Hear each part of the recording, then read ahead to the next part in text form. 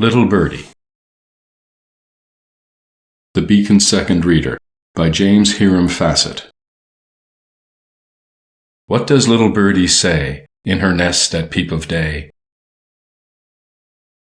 Let me fly, says little birdie. Mother, let me fly away.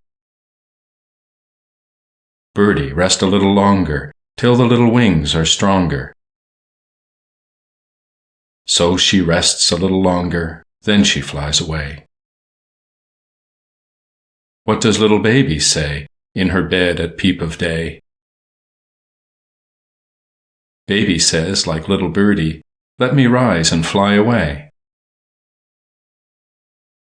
Baby, sleep a little longer, till the little limbs are stronger. If she sleeps a little longer, baby too shall fly away.